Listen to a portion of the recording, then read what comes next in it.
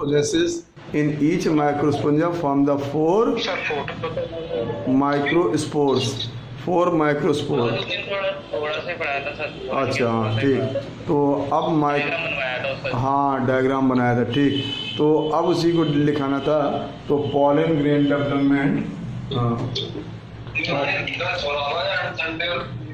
Pollen grain and development of male gamete,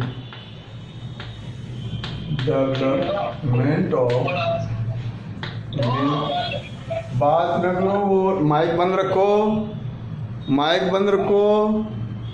development of male gamete,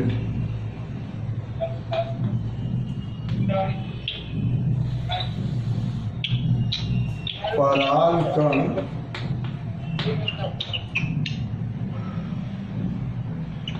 नर युग्मक का विकास,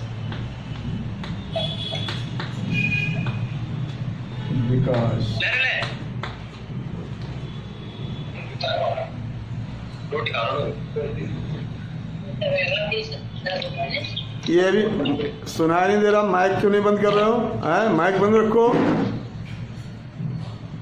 हाँ, तो अब आप देखिए परागकण या नर युग्मक का विकास। तो परागकण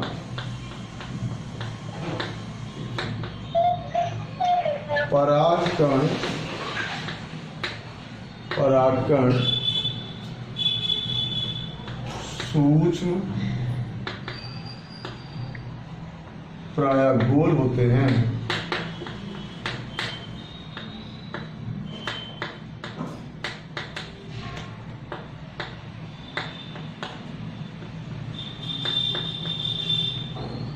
परागकण कैसा होगा? सूक्ष्म और गोल। और सामान्यतः 25 से 50 माइक्रोन व्यास होता है।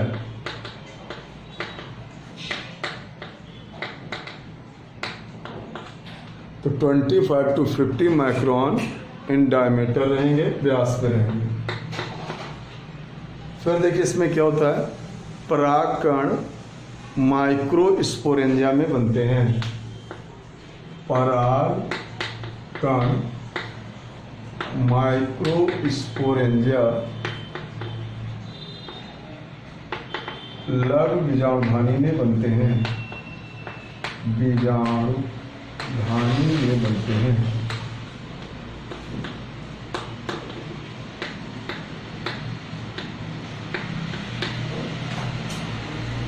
लघु बीजाणुधानी में बनते हैं। परागकण हैप्लॉइड होता है, हैप्लॉइड होता है, अगुणित होता है।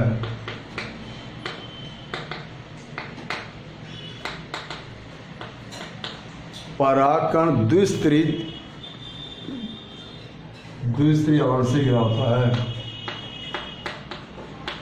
कण द्विस्तरीय आवरण से घिरा होता है, घिरा होता है। तो कितने लेयर का आवरण होता है इसमें? 2 स्तर का आवरण होता है। 2 लेयर कवर होता है परागकण में, 2 लेयर। नोट कर लिया ना?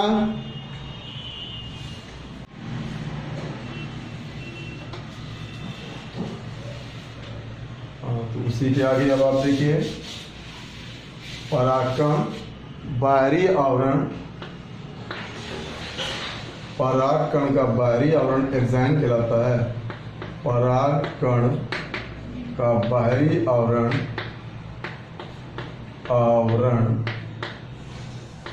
एक्साइन कहलाता है, एक्साइन कहलाता है।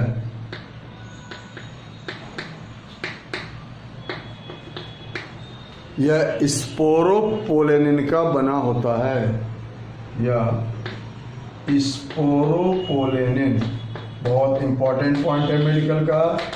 यह स्पोरोपोलेनिन, स्पोरोपोलेनिन पोलेनिन का बना होता है।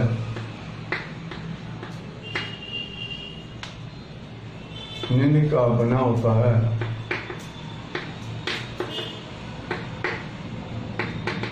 ये हार्डेस्ट मटेरियल होता है।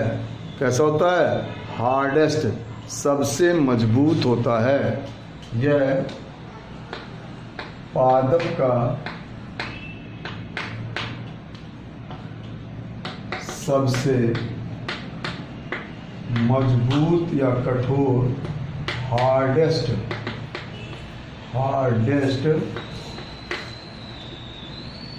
होता है, जो एंजाइमों से नष्ट नहीं होता है। एंजाइमों से नष्ट नहीं होता है।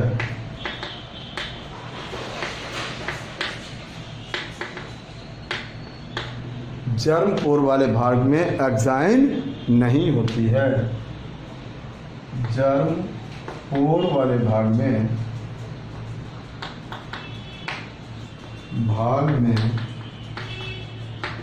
स्पोरोपोलेनिन नहीं होता है। लेनिन नहीं होता है। हाँ, नोट हो गया। एग्जाइन होता है, और एग्जाइन जो होता है वो आपका सबसे मजबूत होता है, सबसे कठोर होता है प्लांट मटेरियल में। That can not degenerate by decompose by enzymes. ये एंजाइमों से नष्ट नहीं हो पाता है, तो बहुत ही मजबूत भाग होता है, उसको कहते हैं स्पोरोपोलेनिन। अब क्या होता है? अगला जो भी नंबर हो, आंतरिक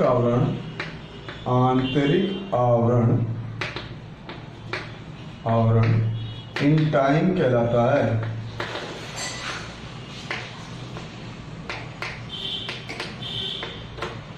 इंटाइन कहलाता है।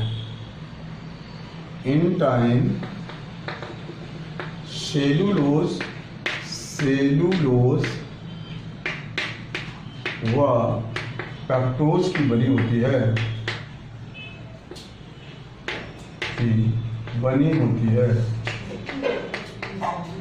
तो सेल्यूलोज की बनी होती है। आंतरिक आवरण सेल्यूलोज का होता है, और बाहरी आवरण स्पोरोपोलेनिन होता है। स्पोरोपोलेनिन टैपिटम ही बनाता है। अच्छा, द्विबीजपत्री पौधों के परागकण में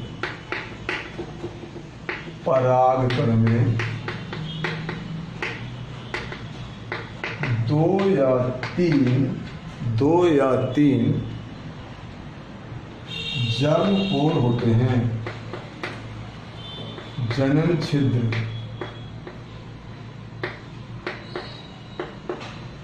होते हैं।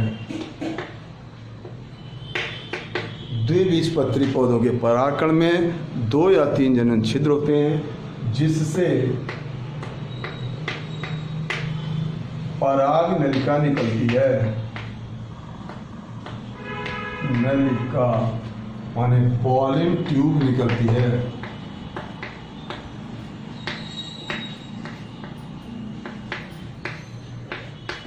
और आपको पहले लिखा हुआ है, इस भाग में एग्जाइन का स्पोरोपोलेनिन नहीं होता है, इसलिए पतली रहती है, आसानी से फैल जाती है और पराग नलिका बनती है। लेकिन पराग नलिका हमेशा परागण के बाद बनेगी, हमेशा परागण के बाद बनेगी। फिर इसी में क्या होता है? एक बीजपत्री पादपों में एक जर्मिनल फरोज होता है। एक जर्मिनल फरोज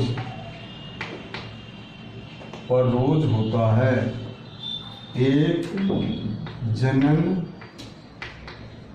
नलिका खांच होती है।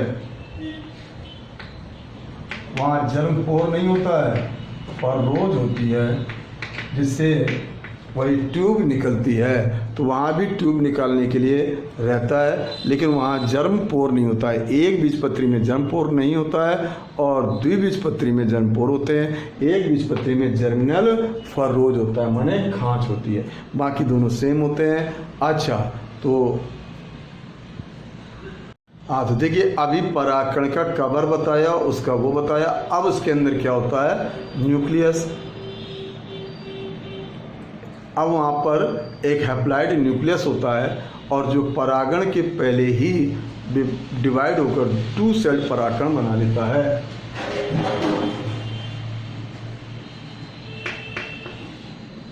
परागकण का हैप्लॉइड केंद्रक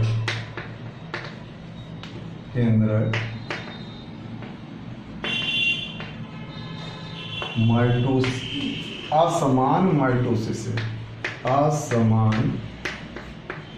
माइटोसिस से विभाजित होकर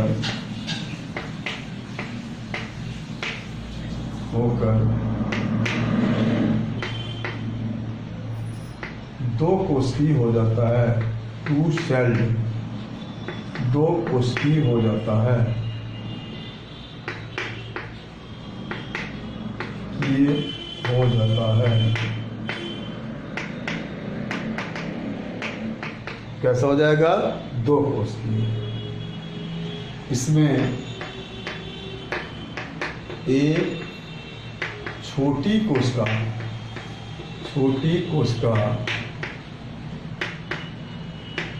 स्मॉल सेल, छोटी कोशिका जनरेटिव होती है।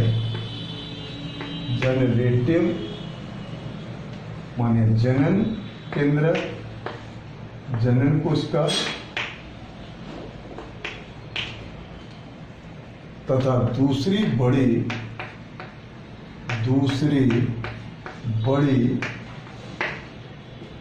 कोशिका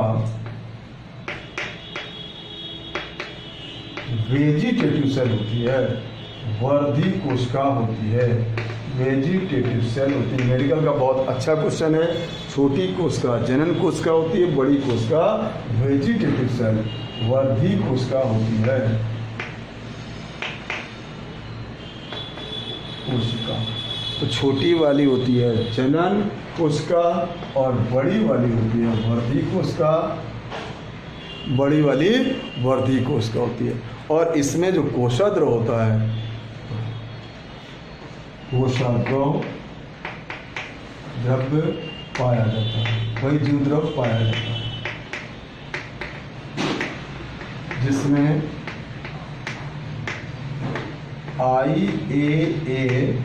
IA आपने पढ़ा था 11th में, indole acetic acid, IAA hormone, boron, calcium, magnesium, zinc, calcium, magnesium, zinc,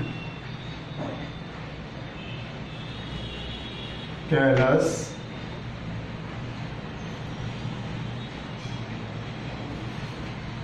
आदि पाए जाते हैं।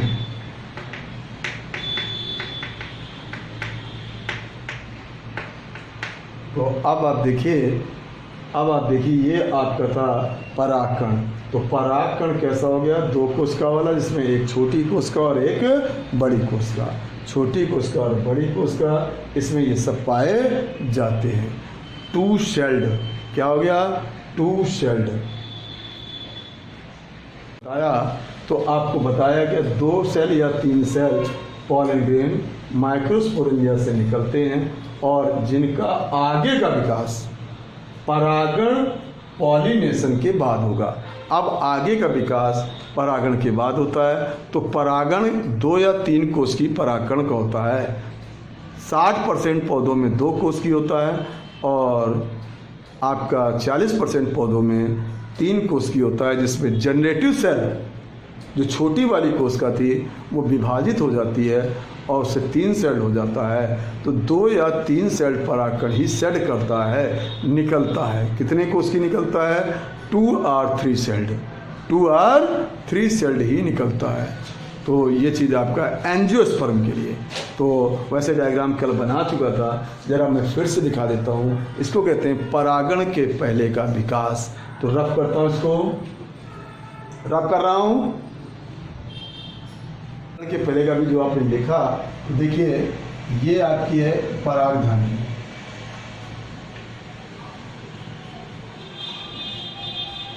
अब आपको बताया था एक उसमें कितनी परागधानी बताई थी? 4। एक उसमें 4 परागधानी थी। बाहर वाला लेयर क्या था? एपिडर्मिस। एपिडर्मिस।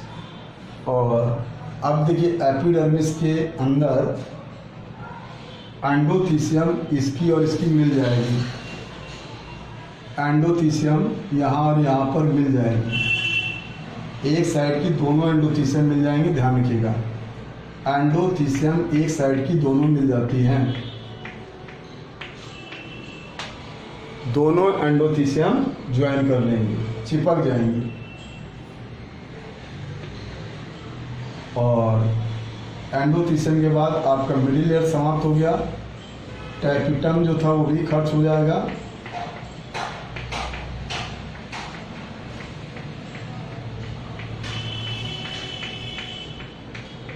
हाँ, और जो वो थे वो 4 परागकण बन गए हर एक में, और उसमें 2 सेल रहेगा।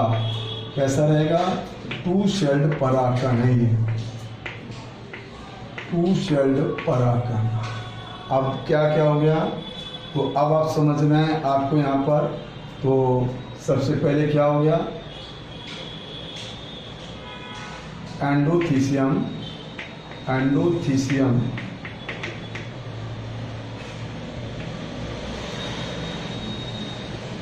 जुड़ जाती है,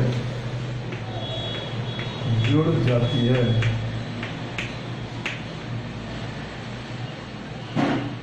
मिडिल लेयर समाप्त हो जाती है। मिडिल लेयर समाप्त हो जाती है,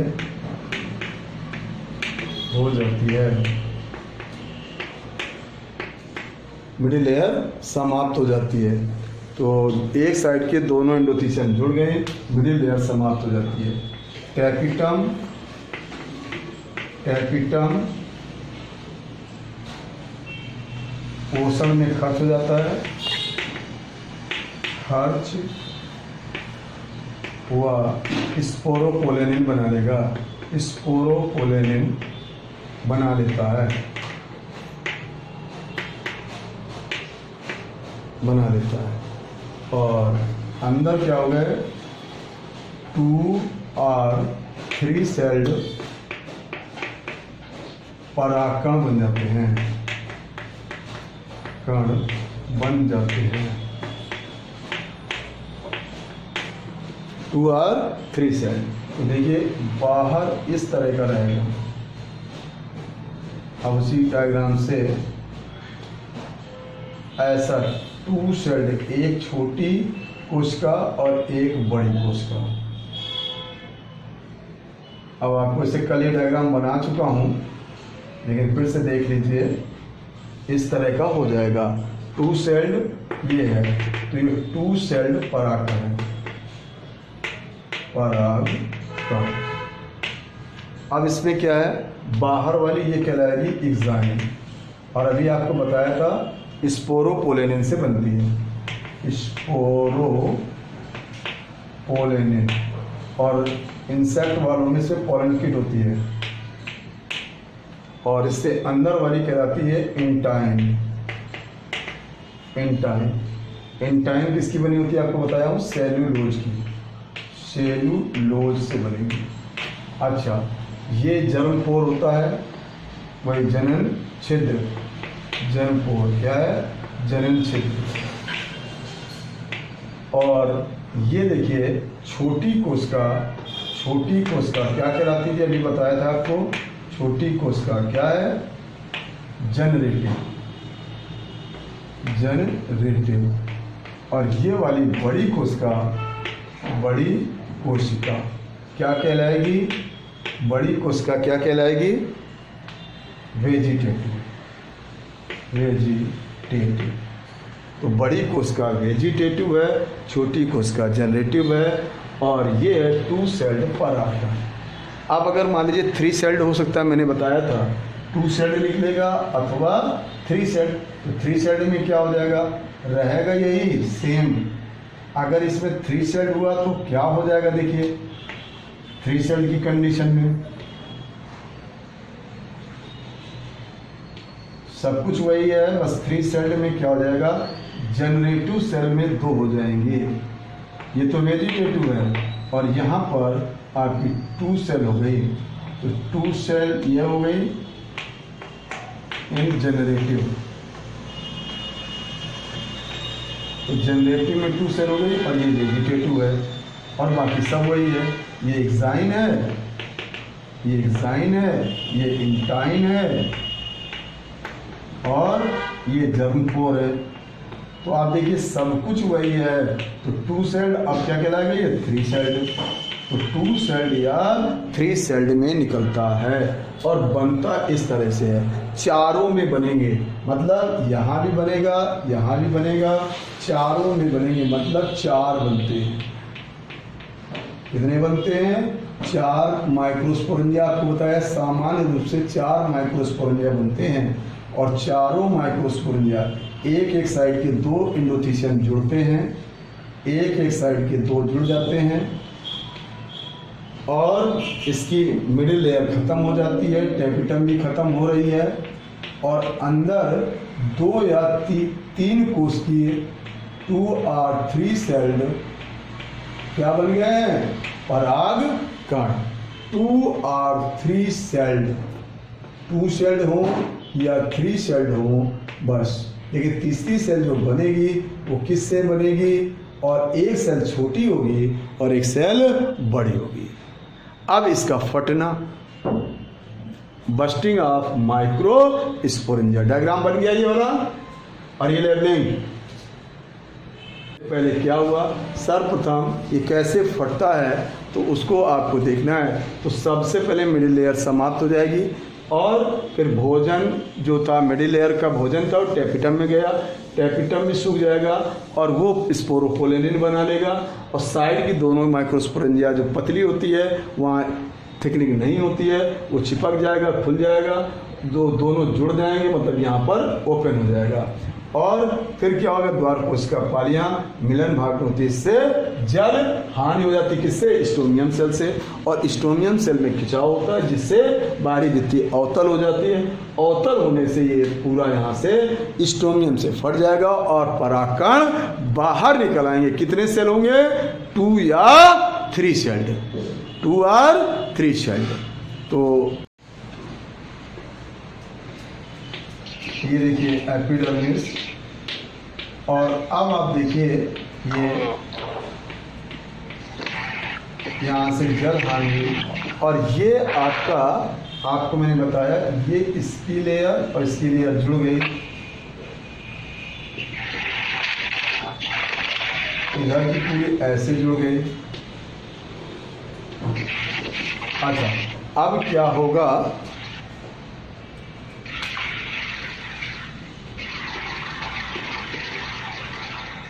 अब क्या होगा?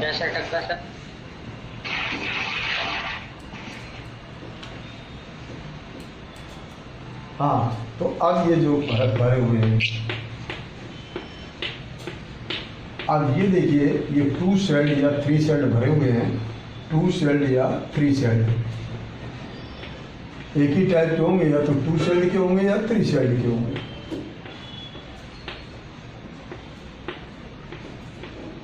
बाकी सब चीज़ खत्म हो जाती है। अब क्या होता है? ये यहाँ से खुलने के बाद ये इधर की ओर मुड़ जाएगा, और ये अवतल होने लगेगा। मतलब अवतल का मतलब होता है इस टाइप से, तो ये अवतल होता जाएगा, और इस तरह से इधर से भी हो जाएगा।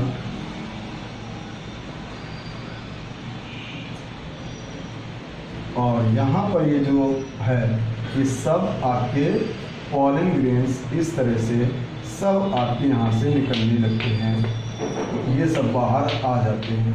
2 शेल्ड या 3 शेल्ड ये आपके देखिए बाहर निकल आएंगे। 2 शेल्ड, एक छोटी एक बड़ी, छोटी और बड़ी, इस तरह से ये स्टेडियम्स है। तो ये कहलाता है स्पोर डिएसेंस। कैसे बाहर निकलते हैं, तो कितने सेल में निकलेंगे? 2 सेल और 3 सेल। तो ये चीज़ आपको ध्यान रखना है। अब इसके बाद परागधानी का फटना, तो ये देखिए अगर लंबाई में ऐसे फटेगा तो लॉन्गिट्यूडनल, लंबाई में फटता है, ज़्यादातर यही होता है लंबाई में फटना। अगर ऐसे फटेगा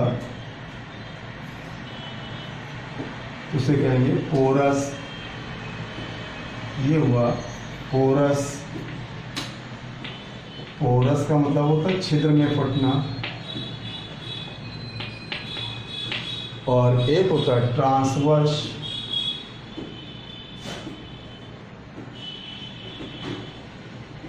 ऐसे फटेगा और ट्रांसवर्स आपका, तो पोरस और ट्रांसवर्स। और इसके बाद होता है वैल्वुलर। वैल्वुलर में ऐसे फटेगा, ये है वैल्वुलर। वैल्वुलर कपाटीय और ये है ट्रांसवर्स, मतलब अनुप्रस्थ। एग्जाम्पल भी देखिए, ज़्यादातर पौधों में ये रहेगा लंबाई में फटेगा। ज़्यादातर पौधों में कैसे फटेगा? लंबाई में। कुछ पौधों में छिद्र होता है, जैसे पॉपी है और आपका ये है सोलेनम, बैगन टमाटर। बैगन टमाटर पॉपी में ऐसा होता है, बैगन टमाटर। और अनुप्रस्थ होता है आपके इनमें, अनुप्रस्थ आपका होता है जैसे तुलसी वगैरह, ओसिमम वगैरह, तुलसी वगैरह में अनुप्रस्थ होता है। तुलसी है, होलीहॉक है, और ये बारबेरिस में होता है, बारबेरिस। और ये फटना होता है किसका? Anther, dehiscence of anther. पराग, एंथर पराग कोष फटेगा। जब पराग, पहले तो परागधानी फटेगी, फिर पराग कोष फटेगा, तभी तो परागकण बाहर आएंगे। तो परागधानी देखिए इस तरह फटेगी और फिर इस तरह से परागकोष फट जाएंगे। तो कुछ लोगों में अनुलंब फटता है, कुछ लोगों में छिद्रिल फटता है, कुछ ज़्यादातर यही होता है। 80% प्लांट में ये होता है, फिर उसके बाद ये होता है, ये होता है, ये बहुत कम होते हैं, लेकिन पाया जाता है। तो ये परागकण फट जाते हैं। इतना विकास था परागण के पहले का विकास या माइक्रोस्पोरेंजिया के अंदर विकास। और माइक्रोस्पोरेंजिया के अंदर वाले विकास को, माइक्रोस्पोरेंजिया के अंदर वाले विकास को इन सीटू डेवलपमेंट कहते हैं। माने 2 सेल्ड या 3 सेल्ड का बनना वो आपका इन सीटू डेवलपमेंट है।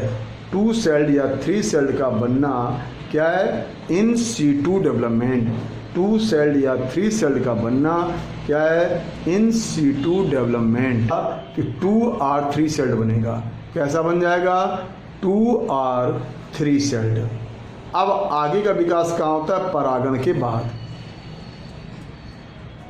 फर्दर डेवलपमेंट, आगे का विकास कब होगा? परागण के बाद। माने ये जो 2 सेल 3 सेल बना, ये पहुंच जाएगा कहाँ? फीमेल प्लांट, फीमेल पार्ट के वर्तिकाग्र पर, उसको कहते हैं परागण। और जब वहाँ पहुँच जाएगा तब आगे का विकास होगा। समझिएगा, अभी विकास क्या हो रहा है? परागण के पहले का विकास था, अब आएगा परागण के बाद का विकास।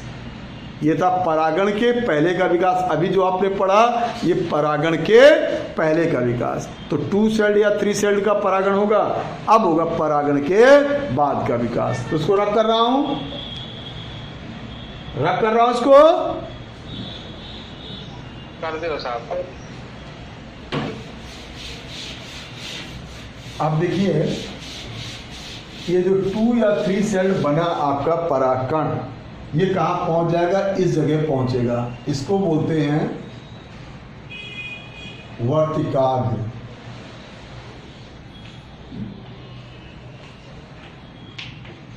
ये है वर्तिकाग्र। स्टिग्मा,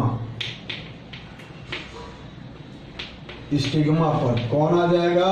वही 2 सेल्ड पॉलन ग्रेन। ये देखिए, ये आपका 2 सेल्ड पॉलन ग्रेन इसके ऊपर आ जाएगा।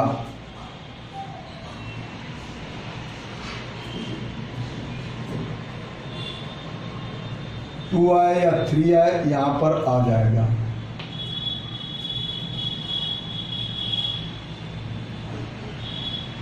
ये है आपका परागकण, और इसका आना क्या कहलाता है? परागण।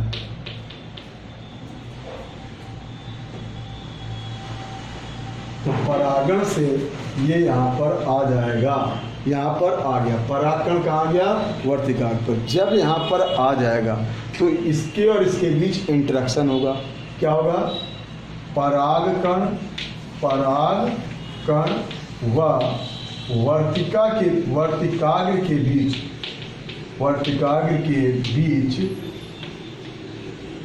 अनुक्रिया होती है, इंटरेक्शन होता है। अनुक्रिया, इंटरेक्शन होता है। उसमें क्या होता है? जो वर्तिकाग्र होता है उससे 10% सुगेरी मटेरियल निकलता है। कहाँ से? वर्तिकाग्र से। वर्तिकाग्र से 10% का शुगर सॉल्यूशन माने शुगर ग्रेन निकलता है।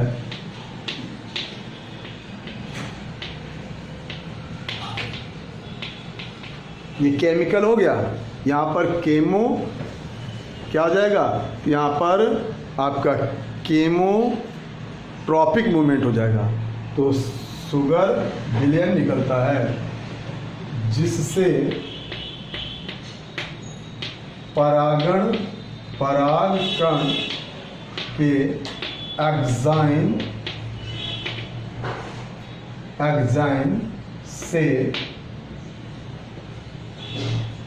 जाति आइडेंटिफिकेशन किया जाता है, जाति पहचान की जाती है, पहचान की जाती है। सेम जाति होने पर, सेम जाति, जाति मतलब स्पीसीज, न कि आप अपनी जाति मान लो। तो सेम जाति के होने पर ही परागकण का अंकुरण होता है। परागकण का अंकुरण होता है।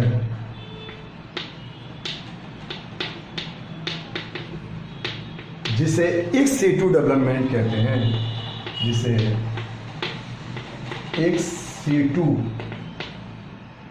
ex-situ विकास कहते हैं।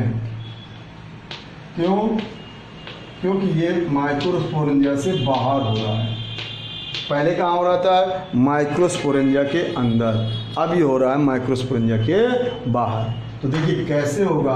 अब ये था 2 सेल्ड आपका, ये था मान लीजिए 2 सेल्ड, एक छोटी और एक बड़ी कोशिका थी। कैसा था? 2 सेल्ड। अब आपको थोड़ा सा यहाँ पर समझना है, बस बाकी सब वही है। ये था 2 सेल्ड। कैसा था? 2 सेल्ड। तो ये 2 सेल्ड आपका यहाँ पर आ गया।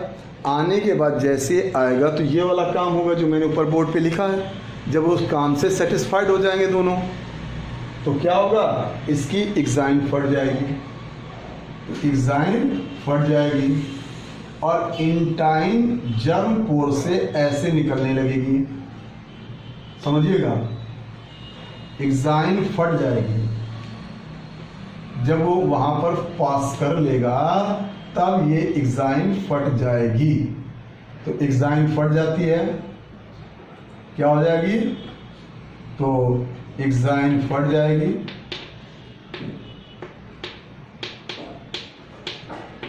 और जर्म पोर से पॉलन ट्यूब निकलने लगती है, पॉलन ट्यूब बनने लगती है। और वेजिटेटिव न्यूक्लियस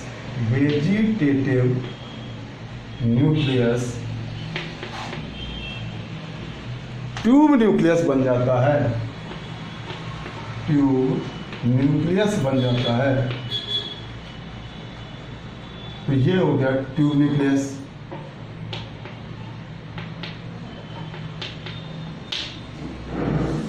और अब आप देखिए, ये आपका ट्यूब न्यूक्लियस हो गया और ये आपका जनरेटिव है। अब क्या होगा, जनरेटिव माइटोसिस से विभाजित होगा, जनरेटिव माइटोसिस से विभाजित होगा, ट्यूब लंबी हो जाएगी, ट्यूब लंबी होती जाएगी और जनरेटिव माइटोसिस से विभाजित होगा।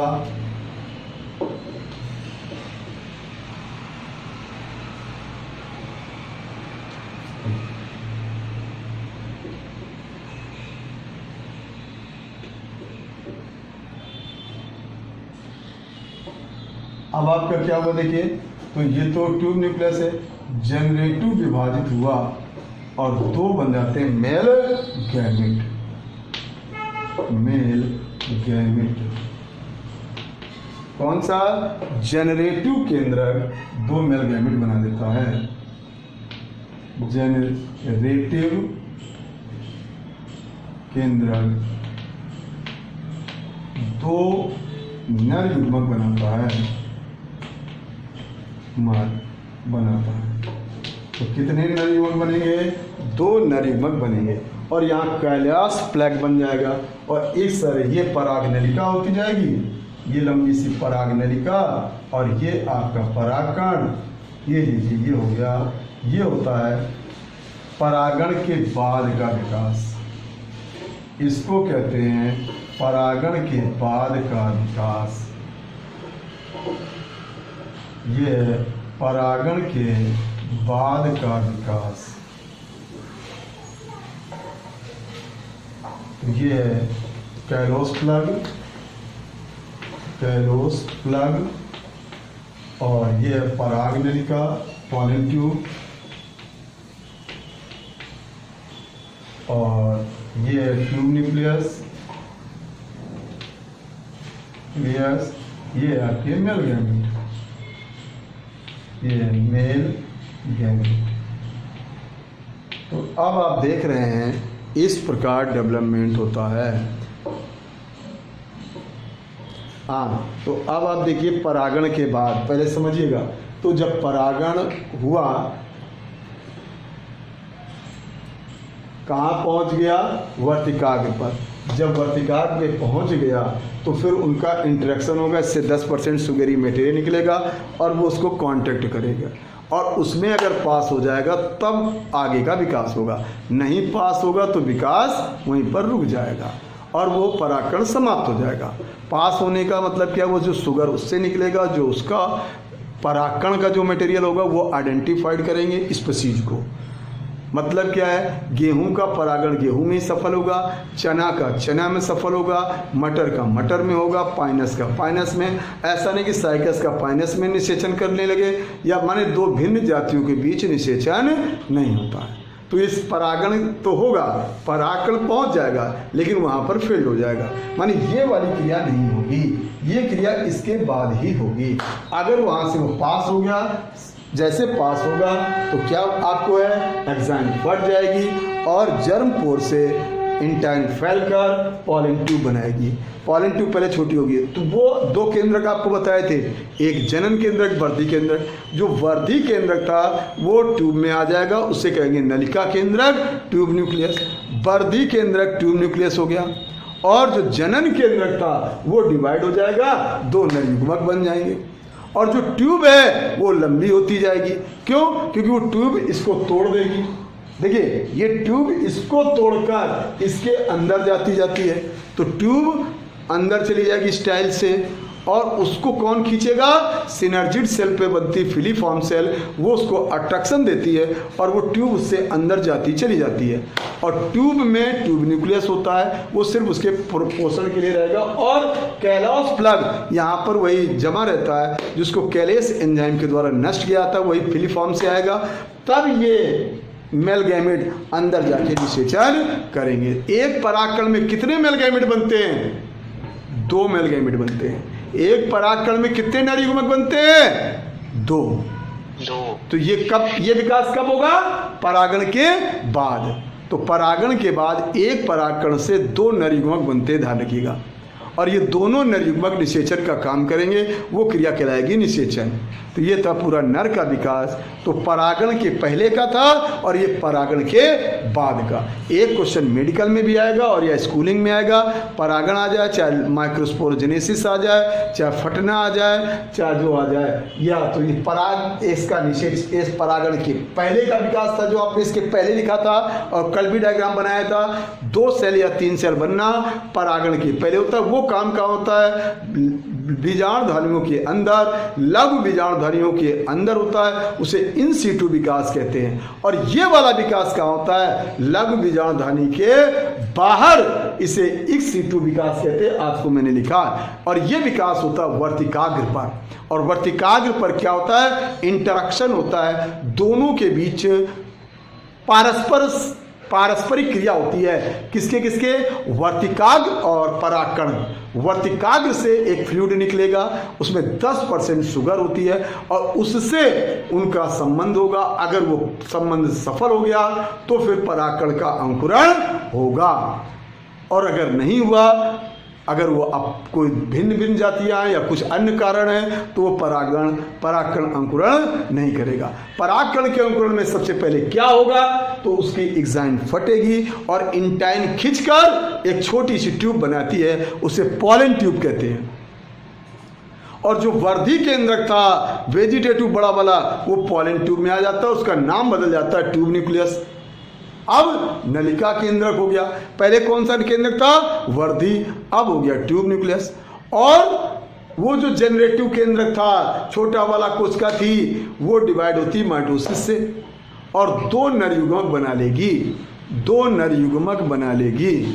अब पराग नलिका लंबी होती जाएगी। पराग नलिका की लंबाई उस पर डिपेंड करेगी फिलीफॉर्म सेल और उसके कारण, तो वो अट्रैक्ट करेगी और पराग नलिका अंदर खिंचती जाएगी, फैलती जाएगी, अंदर ट्यूब बढ़ती जाएगी। अब वो वहाँ तक पहुँचना इसका काम होता है बीजांड द्वार तक, तो पराग नलिका। और जब पराग नलिका वहाँ से, तो वो निषेचन का काम है, वो नेक्स्ट टाइम पे बताऊँगा। तो अभी तो कल मादा शुरू होगा, आज मेल का डेवलपमेंट पूरा हुआ। तो मेल का डेवलपमेंट पूरा हो गया। वीडियो आपको कल भी एक भेजा था, आज भी एक वीडियो पहुंच जाएगा उसी के आगे का। एक दिन बाद पहुंचेगा ये वीडियो। आज जो बनेगा वो परसों मिलेगा, कल वाला वीडियो आज मिलेगा। तो इस तरह से चल रहा है प्रोसेस। तो उसी से आगे आप जोड़ते जाइएगा। माने पार्ट 2 हो गया, अब पार्ट 3 आ रहा है। तो इस तरह से आपका हो गया। ये था फीमेल का पूरा डेवलपमेंट, परागकण, उसके परागण के पहले और परागण के बाद सब कहाँ बनते हैं? परागधानी में। परागधानी कितनी होती है? 4। परागकण कैसा होता है? हैप्लॉइड। परागधानी कैसी होती है? डैप्लॉइड। एक परागकोश में 4 परागधानियाँ सामान्यता होती हैं। कुछ पौधों में 2 होती हैं, कुछ में 1 होती है। आर्सियोथोबियम में 1 होती है, बाकी सब में कुछ में 2 होती हैं, लेकिन जनरली 4 परागधानी होती हैं। और उसको वाटर सप्लाई के लिए वेस्कुलर स्टैंड होता है। बाकी नेक्स्ट टाइम पर होगा। ओके, ठीक।